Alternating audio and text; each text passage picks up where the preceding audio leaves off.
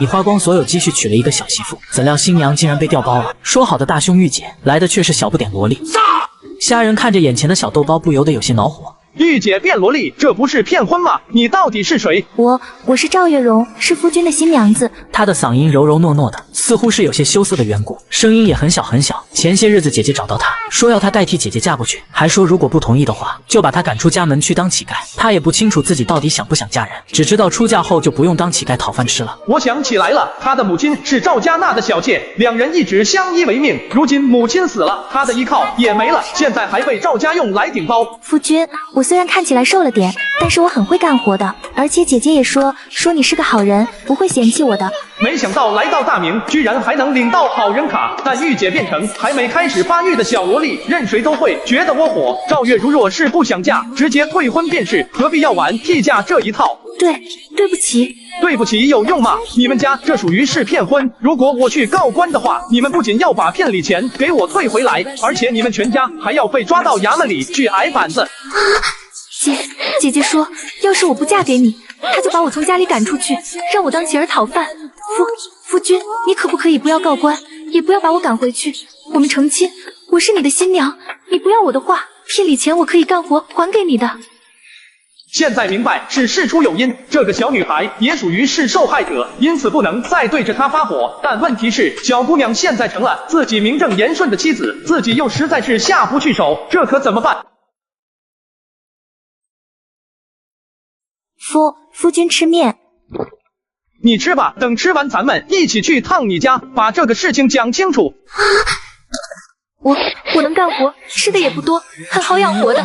夫君，能不能不要把我赶回去？你的本意是想上门要个说法，却不料这话刚出，赵月容的眼眶里面便再一次蓄满了泪珠，她的声音带着哀求的意味，其中还带着抑制不住的颤抖。但饶是如此，她依旧在很努力地推销自己，诉说着自己的用处。瞧着她那期盼哀求而又怯懦的眼神，要多可怜有多可怜。虾仁一时间也不知道说什么才好。你先别哭，我没说要把你赶回去，只是想去你家里把这事问个清楚。可我嫁给了你，这里才是我的家。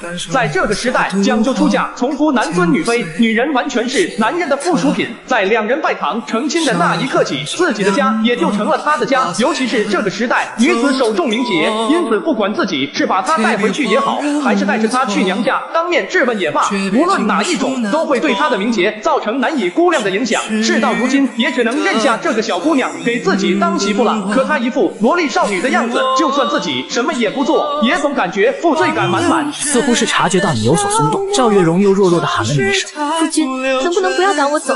聘礼钱我能做工还给你的。你知道我给你们家聘礼是多少吗？足足有10两银子，怎么还？原本以为自己可以做工挣钱来还债，但无论如何也想不到，聘礼竟然是足足10两银子。这么多的银子，就算把自己卖出去也拿不出来吧。这下不仅要被衙役抓去打板子，还要被赶出去当乞儿了。行，你别哭了，我不报官，你也能留下来，可以了吧？夫君，我真的可以留下来吗？可以，但是你们的做法是不对的。好了，把眼泪擦擦，然后去把桌上的那碗面吃掉。我不饿，夫君你吃。不饿，你刚才咽什么口水？快去吃。可以留着等夫君明天早上吃。现在是夏天，放到明天早上还能吃吗？到时候坏了就只能倒掉，那不就浪费了吗？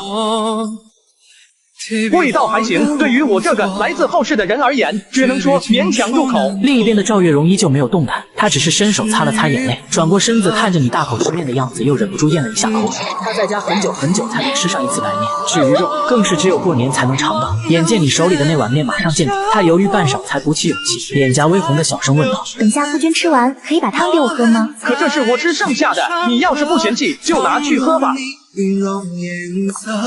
往事翻涌如昨，梦断书间里谢谢夫君，饱了。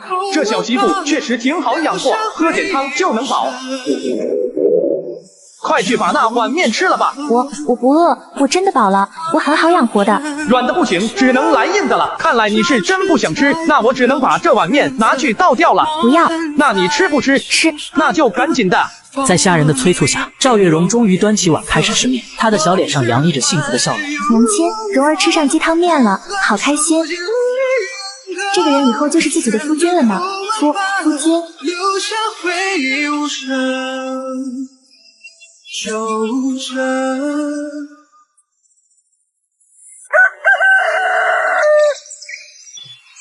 夫君他生得好俊俏啊，而且心地还好，愿意收留我。你怎么在这？我来伺候夫君洗漱。不用，我自己来就行。我长得还真是玉树临风，风度翩翩，再带上一股子书生气息，前世若有此等相貌，何至于找不到对象跑去当海狗？夫君，什么事？这是奴家的嫁妆。虾仁看着小姑娘手中的铜板，数量不多，也就10几枚的样子。再看看其粗糙的小手，能够想到她在赵家的日子并不好过。你自己的钱不用给我，我嫁给了夫君，我的一切自然也都是夫君的。虾仁听后还想拒绝，可一抬头就迎上小姑娘怯生生的眼神。只见她那怯懦的眸子里，此刻竟透露着某种期盼，亮亮的，好像闪着光。这也让虾仁把刚到嘴边的话咽了回去。好吧，我先替你保管着。谢谢夫君。想必你也看到了，我家并不像你家那样富裕，而且我是个书生，这些年就只是在房间里埋头读书。说实话，种地锄土这些农活我一样也不会，所以你跟着我可能要吃苦。我不怕吃苦，我会努力干活的。夫君，你只要好好读书就行了。不用你一个人干，到时候咱们一起。这怎么可以？夫君是读书人，不用干活的。别总是读书人，怎么样？有句话叫做百无一用是书生，读书人最没用。才不是，读书人都很厉害的。夫君也很厉害。赵月荣罕见的开始争辩起来，只是面对小姑娘的吹捧，虾仁有些无言以对。在这个万般皆下品，唯有读书高的时代，读书确实很厉害，可以考取功名，当官老爷。我也想当官，可对于科举实在是提不起信心，所以只能另寻出路了。只是在大明朝，咱们的洪武大帝朱元璋可是最不待见商人的，士农工商，商人排在最底层，因此就算是苦哈哈的农民见到商人都要吐一口唾沫。所以自己要是选择从商的话，不用洪武大帝出手，自家的村长都能把自己打出个好歹来。我吃好了，你接着吃，记得把粥都喝完，不用给我剩，我要出去一趟。夫君要去哪？京城。夫君，你等我一下。夫君，这些东西你拿上，昨天婚宴还剩了些蒸馍，夫君拿着路上吃。好，我带着出去，你在家乖乖等我回来，别出去乱跑。此时天光已然大亮，虾仁往前走了一段后转过头来，依然能看到自家门口那个小小的身影。只见小姑娘倚着门框，正目送着自己。这算什么？夫行千里梯，担忧嘛。小丫头长得虽说有些稚嫩，倒是很有妻子的做派。少爷郎到了。多谢老伯，这里就是京城嘛，大明的中心，天下权力的汇集之处，还真是繁华啊。不过听说古代的扒手都特厉害，还有门派传承，我可要小心一点，毕竟这几两银子可是我的全部家当。一路走来，虾仁起码发现了几十种商机，可有的需要大量的银子，有的需要大量的时间，而唯一不需要多少时间，也不需要多少银子的，他只想到了一种。这位公子可是有什么需要？我先随意看看。好家伙，这明朝人玩的挺花啊，还带插图。龟，这也能行？现代人总觉得古人保守，现在看来玩的比现代人都花。而且明朝真是一个小说行业空前繁荣的年代，什么题材都有，并且尺度很大。这帮文人胆子是真的大，啥都敢写。不过这倒是一件好事，我之前想到的商机里就有跟书有关的，当一波文抄工，尺度大点，正好不会因言而被扣上各种帽子。而且用写出来的书卖钱，严格来说不算是商人，挣的稿费勉勉强强的可以叫润笔之资，不用遭受毒打。现在该去扯几匹布，去给小媳妇做几身衣裳了。早上我就留意到她已经把嫁衣换了下来，取而代之的是一身粗布衣裳，打着不少的补丁，而且已经将洗的发白。然后还得买些点心糖块。丫头年纪小，正是嘴馋的时候，这个时代的食物又不甚丰富，点心糖块应该很合她的胃口。等虾仁带着买好的布匹糖块回到村里时，刚好傍晚。看着空落落的村口，虾仁心中逐渐浮起一抹不祥的预感。乡里人一天2顿饭也吃得早，往常这个时候，大多数人都已经填饱了肚子，坐在村口的大树下乘凉聊天。可今天却没有见到一个人，难道是出事了吗？虾仁哥哥，你可算回来了，你家的心腹被族长他们捉去祠堂了。什么？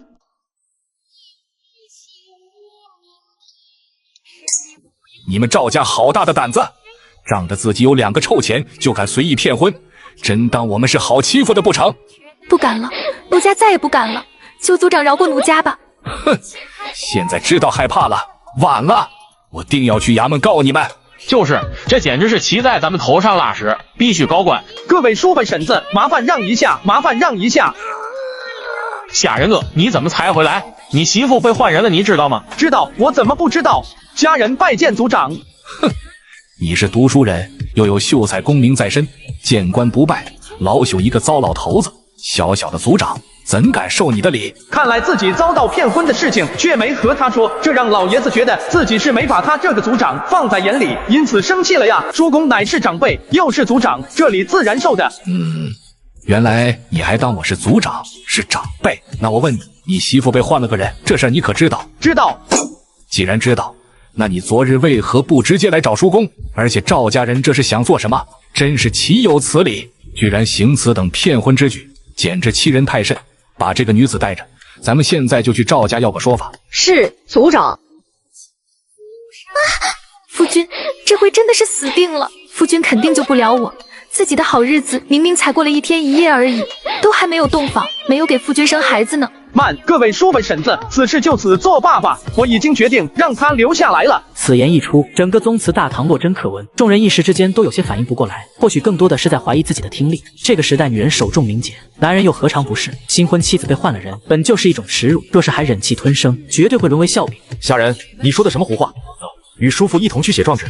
慢着，让他继续说。族长，您也知道虾仁现在生着病，说话不过脑子，许是落下的病根。您别跟他一般见识。而且我说让他继续说，我这个糟老头子倒是想听听他能说出什么话来。叔公，这事可以换一个别的处理办法，但是赵月荣不能送回去。我已经答应过要将他留下来，不能失信于人。不能失信于人，说得好啊，说得真好啊！你是读书人，是君子，你不能失信于人。而那赵家人是商贾，所以可以破坏婚约，毁坏你的名声。君子欺之以方，读书人就要平白遭人欺负，是这样吗？我问你，天下可有如此的道理？天下当然没有如此的道理。族长，这事儿绝技不能善罢甘休。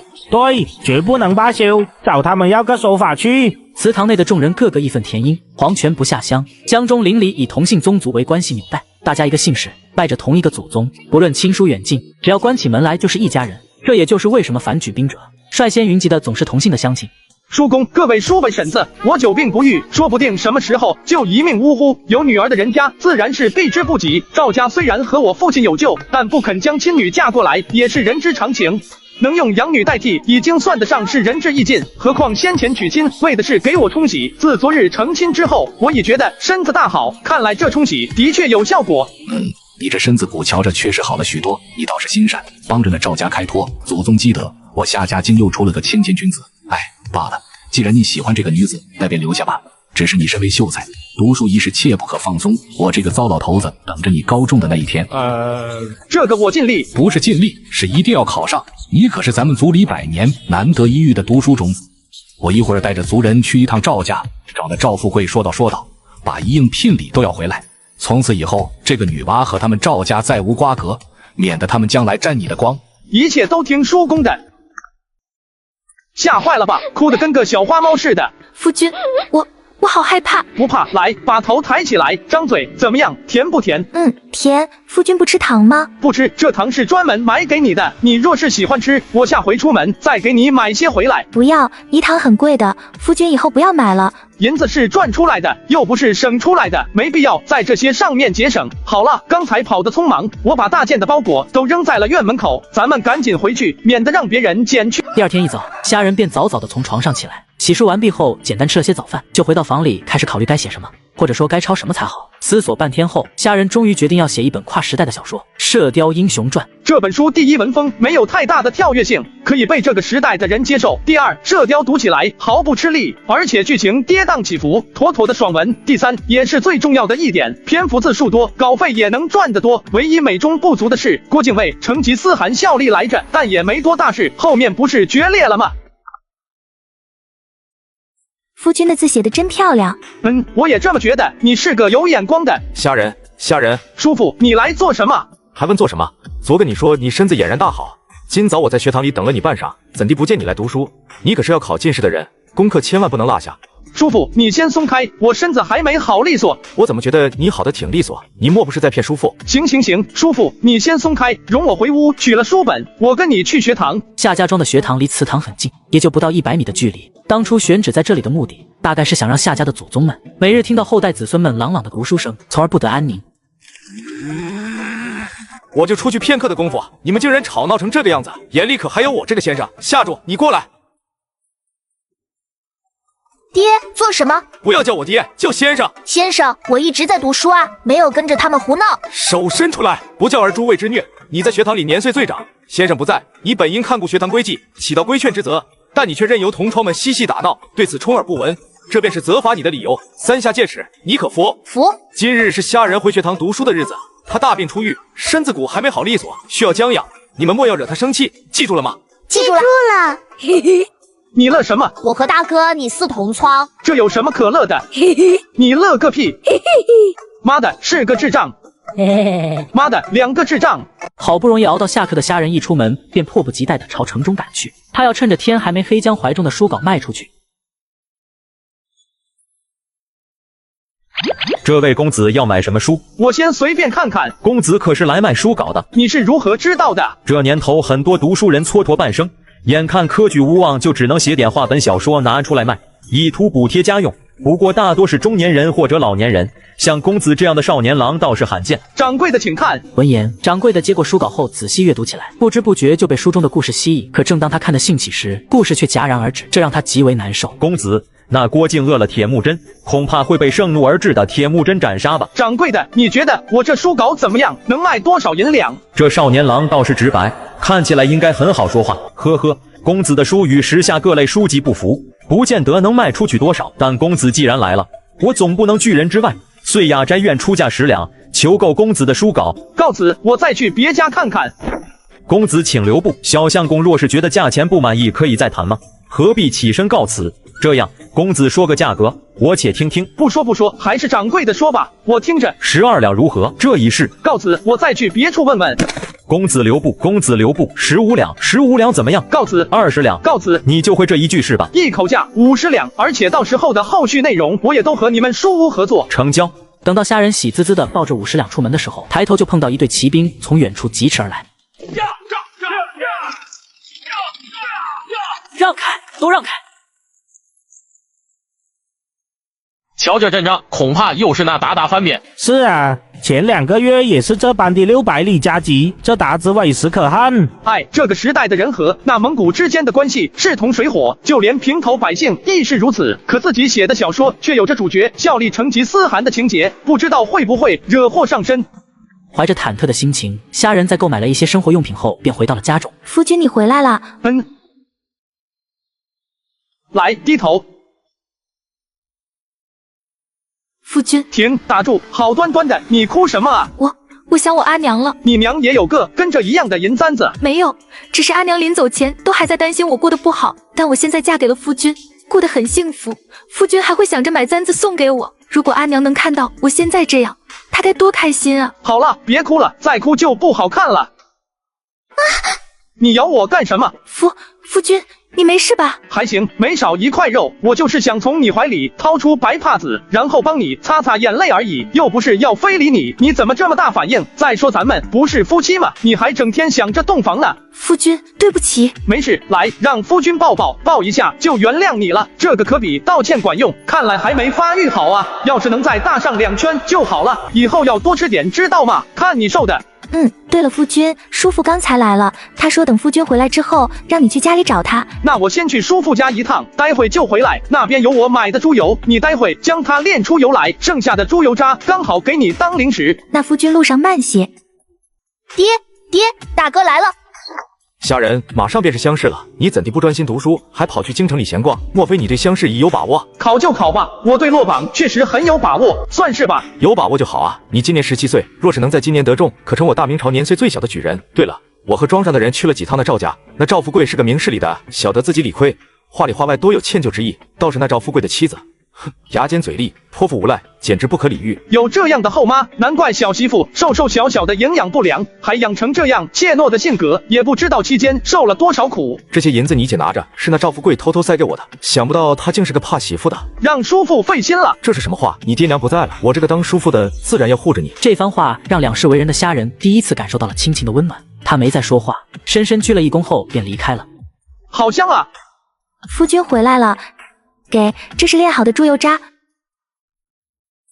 夫君，好吃吗？还行，口感挺脆的。来，张嘴，真好吃。再放点盐就更好吃了。我去拿点盐来。不用了，夫君，我已经放过了。你放了，我怎么没吃出来？可能有一点少吧，不过已经很好吃了，不用再放了。我说吃饭总觉得没味，原来是这小萝莉做饭时舍不得放盐，听话再放一些。好吧，可是只能再放一点点，盐巴很贵的。看来自己要好好想想精盐的提炼方法了，毕竟盐出五味，在后世有那么多调味品的情况下，盐都是必不可少的东西，更别说这个时代了。那个夫君，你晚上睡觉冷吗？看来小媳妇又要逼宫了啊！小继子啊，我不是说过吗？你现在年纪还小，身体还没发育成熟，太早洞房对你身体不好。夫君又在敷衍我，这句话我都听过好多遍了，我明明已经很熟了。所以你非要今晚洞房？哎，那你看这样行不行？咱们各退一步，比如先睡在一张床上。好。怎么感觉自己像是被强迫了？夫君，床铺好了。来了。这块帕子放床上干嘛？我这是……你晚上睡觉还尿床啊？啊！夫君，走快些，放榜时间到了。来了，该放榜了吧？这都到了辰时3刻，早着呢，现在还没明过，等明了过，还得等个月么半炷香的功夫。夫君，是不是放榜了？看样子应该是。夫君，中了吗？中了吗？没有我的名字，也没有叔父的。啊什么？后面还有榜没放出来呢。中了，我中了。这位仁兄，敢问你的破题点出何处？孟子，我用的是孟子，哈哈，我当初就说点出孟子，尔等尽还踹我，那日踹我的是谁？站出来！李民，我入了。我国朝自兴科举，迄今130年，何曾用过孟子？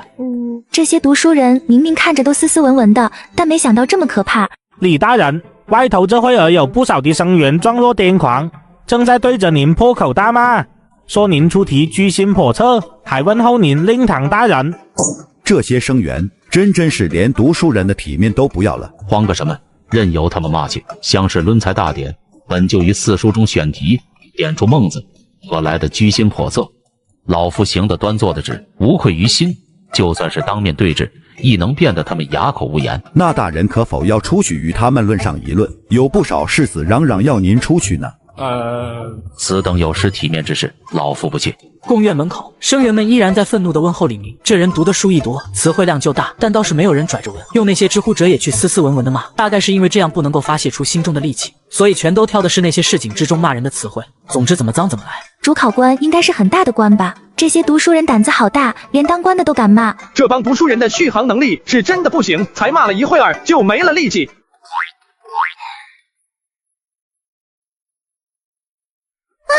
好了，你别碰了，夫君这样举着你慢慢看。夫君，你快放我下来，这么多人看着呢。那有什么？又不是没有被报过。怎么样，榜上面有没有虾仁和夏如这2个名字？有了，夏如，夫君是叔父的名字在上面。真的？就是叔父的名字。那你再找找看，看上面有没有夫君我的名字。快来，手榜要上题了。夫君，这个手榜是不是有解元的那个？是啊，夫君说过的，他要考个解元回来，那他的名字肯定就在这个榜里面了。找到了，虾仁，夫君中了，你是第一，是解元。什么？我中了，还是第1名？恭喜这位小相公得中解元，快跑！夫君，我们为什么要跑啊？刚才那帮人你看见没有？那是来找咱们要钱的。要钱的？对啊，得亏我机智，拉着媳妇跑了，不然亏死了。怎么样，好点没有？那走吧，咱们找个客栈先住上几天。住客栈，咱们不回庄子里和乡亲们报喜吗？你怎么傻乎乎的？你想想，夫君现在中了举，而且中的还是解元，这会儿肯定有不少暴露人拿着暴贴奔着咱们家去了，还有那些个要洗钱的人，指定也去了不少。这帮人都要给洗钱，按规矩咱又不能不给，这里外里的得多少银子？是啊，这些人要银子。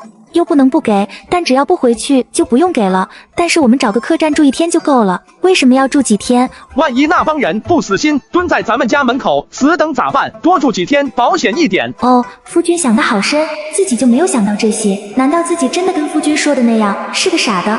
虾仁一路小跑着拉着小媳妇进了客栈，本想美美的睡上一觉，却发现有人正在讨论自己写的画本。不知各位有没有读过一本名叫《射雕》的画本？那里头的郭靖竟是蒙古鞑靼的金刀驸马，还是那个拖雷的安达？你们说写这画本的人存的是什么心思？哈，肯定是居心不良，说不定还是个通敌叛国、投靠鞑靼的叛徒。若让我知晓那作者是谁，定要为国除奸。不过里面的武功内力以及江湖恩怨写的着实是引人入胜，而且能看得出来里头的郭靖是晓得家国大义的。去桃花岛提亲，等于是抛弃了金刀驸马的身份。关于蒙古的描写也极少，我觉得刘兄说的过于夸张了。这位大哥是个明事理的，看来自己要赶快写到决裂的剧情，省得整天提心吊胆的。店家，给我煮一小碗面。您这够吃吗？够了。哟，这不是前几天在村里做法的菩萨吗？有段日子没见，怎么这么拉了？夫君是菩萨。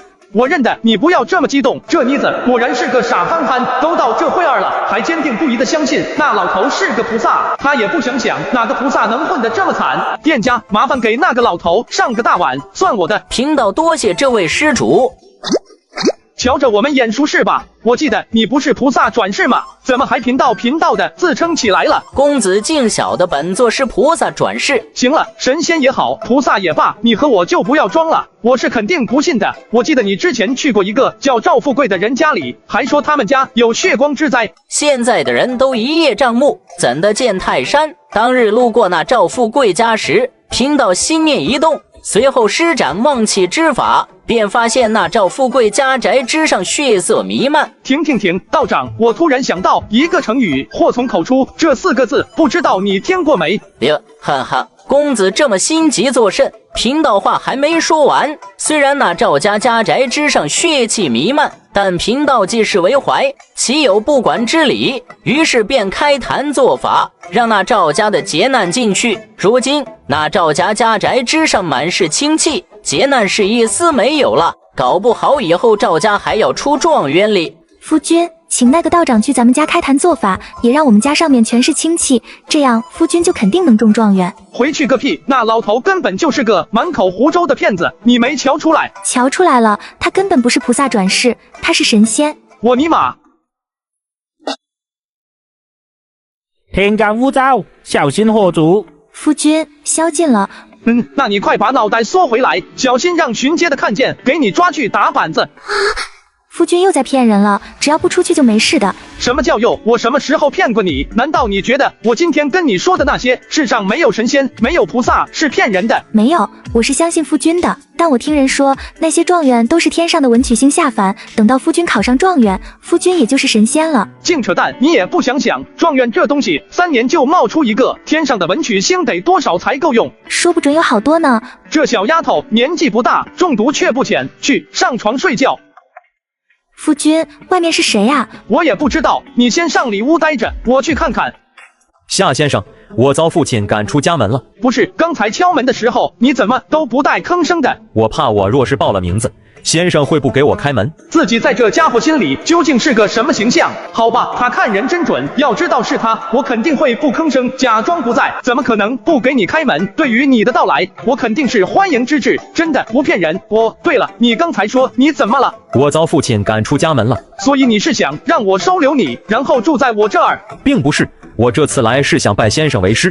这就好。等会儿你说啥？学生王守仁愿拜先生为师，还望先生将弟子收入门墙。学生今日遭父亲扫地出门，无处可去，百般无奈之下，学生只得投奔恩师，得以容身之地。也正好跟在恩师身边学习。你先等会吧，我可没答应当你的恩师。还有，你刚才不是说不用我收留的吗？刚才与恩师乃是平辈而交，平日里向恩师求教便已是厚着脸皮，怎好意思再让恩师收留？所以你的意思是，只要拜我为师，你就好意思让我收留了？王守仁没说话，但虾仁能看得出来，这货貌似就是这样想的。他这会儿心情简直一言难尽，这特么看着挺老实的艺人，咋这么多心眼子？行了，当你恩师这事儿我不答应，你也不要恩师的叫，我不配那个。你拿着这些银子去下面找掌柜的开间房。多谢恩师。不要说那些没用的，掌柜的这会儿应该在下面盘账，你现在赶紧下去，不然一会儿人该走了。夫君，那个人要拜你为师，你怎么不让啊？你不是戒元吗？戒元跟他比起来，连个屁都算不上。那位可是圣人，谁敢给他当师傅？圣人？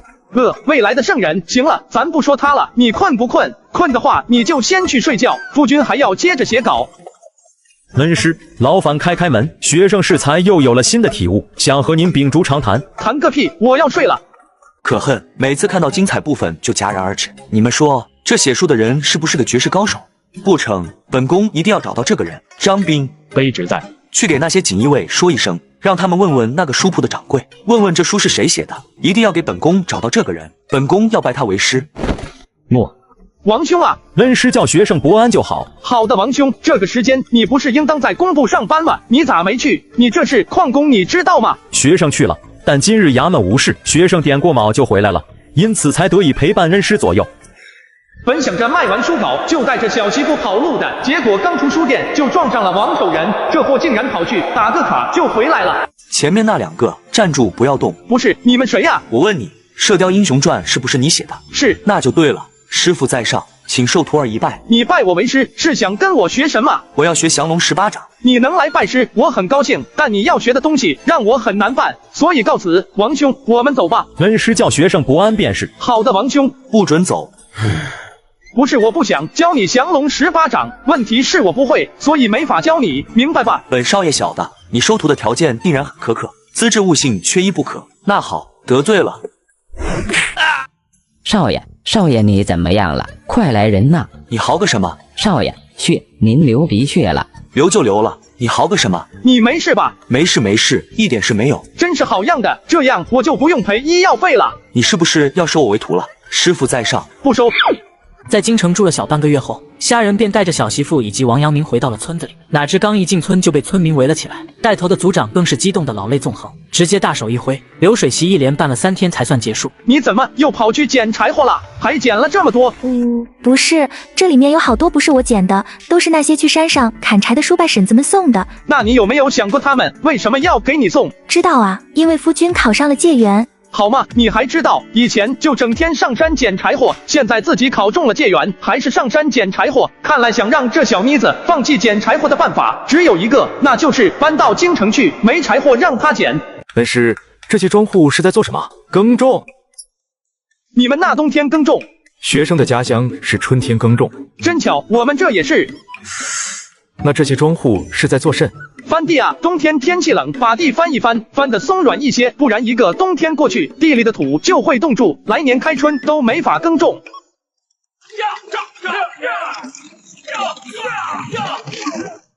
恩师为何不讲了？你有没有觉得那个人有点眼熟？顺着道田埂往出村的方向看，有几人骑马而来，俱都穿着短打劲装，而跃马走在最前的是一个少年。恩师，我认得。别说话！我问你们，虾仁的家在何处？在那些房屋当中。对。好，多谢。不过你们两个为什么要一直蒙着头？天冷，这样暖和。哦，天冷不打紧。本少爷将这个披风送与你，算是答谢。嘿嘿，我听声音就猜出是师傅，没想到还真是。你怎么找到这儿来的？你怎么知道我的名字？你调查我来着？师傅说的真难听，何来调查？我可是诚心诚意一路打听过来的，都不知道遭了多少罪。那你跑过来是想干什么？当然是拜师，而且为表诚意，我还准备学那个刘备3顾茅庐。我很欣赏你这个想法。那我先去找个茅庐待着，到时候你记得来顾我哈。虎伴伴，你过来。殿下有何吩咐？这庄子里哪有茅庐？这个奴婢不知啊。不过殿下，奴婢觉得那人好像是搪塞您的。您瞧，他们现在都跑起来了，哟，跑得真快！您看，都跑没影了。那还不赶紧追！等等，自己好像白跑了。虽然确实甩开了那个脑嘴有贵样的中二少年，但也只是暂时甩开了而已。跑得了和尚跑不了庙，那货只要在村子里找个人一打听，很快就能找过来。我敲，好烦，确实白跑了。王兄，我觉得那个小子很快就要找过来，你认为咱们现在应该怎么办？恩师叫学生伯安便是，学生以为那个少年的身份不一般。好的，王兄，能查出我的名字，还能查出我家在哪，家里肯定有权有势。你说我要不从了他算了？恩师的意思是收下他当弟子。对，把这个货收下，然后狠狠赚上一波拜师礼，要他个几百两银子的。到时候他拿不出来，肯定知难而退。他要是能拿出来，那更好，血赚。你说500两够不够在京里买套宅子？想来应该是够的。好，那就要他个500两。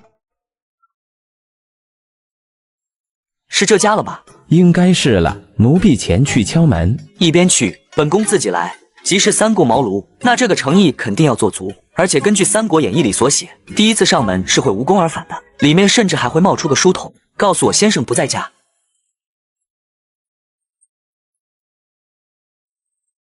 来了，那学生去给他开门。去吧。夫君，那我进屋了。等进了屋子，赵月荣把鞋子一脱，站在椅子上扒着窗户往外看。虽然作为女眷不能见外客，但她还是很好奇的。刚才夫君说有个要来送银子的肥羊，看看他长什么样子。恩师让你进去。让我进去，这是不是说可以拜师的意思？哎呀，可这才1顾茅庐，本来做好了3顾、6顾，甚至9顾的打算，但没想到第一次就成了，这整得莫名其妙的，还有点失望。师傅在上。停！没有拜师礼，不许叫师傅。拜师礼？拜师还要拜师礼的吗？我东宫里那么些师傅，怎么没见谁问自己要不拜师呢？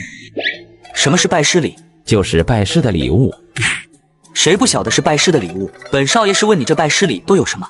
就是腊肉、桂圆、莲子这等束修之礼。如此寒酸？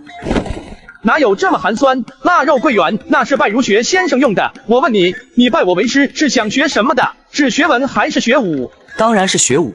既然是学武，那穷文富武总该听说过吧？意思就是拜文学先生可以穷嗖嗖的给点腊肉桂圆意思一下，但拜武学师傅就得用值钱的东西，明白吗？穷文富武竟是这个意思？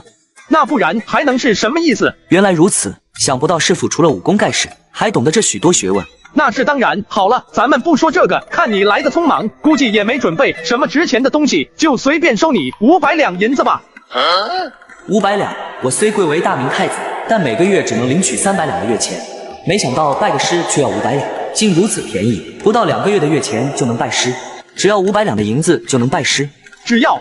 妈的，要少了！当然，只要500两银子，立马就能拜师。可我没有500两。没有？合着你刚才跟我俩是装机呢？师傅莫急，且容徒弟凑一凑。掏钱。古半半作为一名太监，失去了快乐，这辈子追求的也就剩2样东西，一是银子，二是权力。现下还是弘治皇帝当朝，他还没追求到权力，但银子倒是省吃俭用攒了一些。少爷，小的这儿也就这些了。你的金条呢？少爷真会说笑，小的哪来的金条？赶紧掏出来。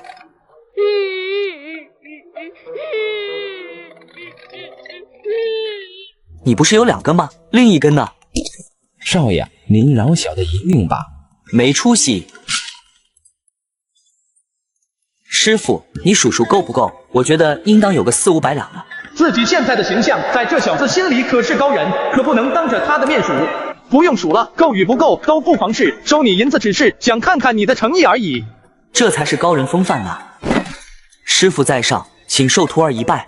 你现在既然入了我的门墙，即使自己人了，你还有个师娘，也该让你见上一见。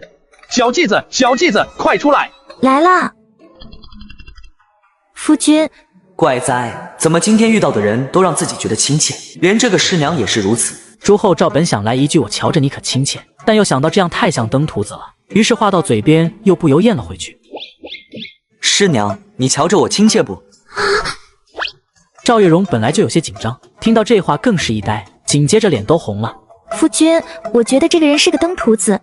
他可能是想和你拉关系，甭理他，中二少年嘛，脑子不好使，多正常。对了，一直还没问你叫个什么名字？我姓朱，单名一个寿字。那就是朱寿是吧？挺好，朱寿，祝寿，这名起的吉利，而且还是个国姓。卧槽，你说你叫什么？我叫朱寿。完鸟，早猜到这货家里有权有势，可谁能想到竟然这么的有权有势。那个朱寿，你旁边有板凳，快坐快坐，别站着，咱们坐下说话。谢师傅。别客气，自家人客气什么？为师想要再确认一下，你确定你真的叫朱寿？难道师傅知道自己这是个假名字？连这都能看出来，本宫果然拜了个高人当师傅。其实也不是很确定。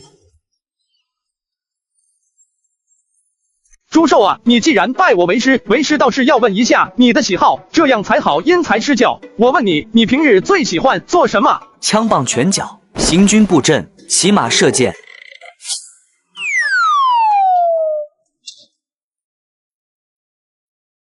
那你最讨厌什么？最讨厌读书写字。好，太好了。为师就教你读书写字。不成，我是来学武功的。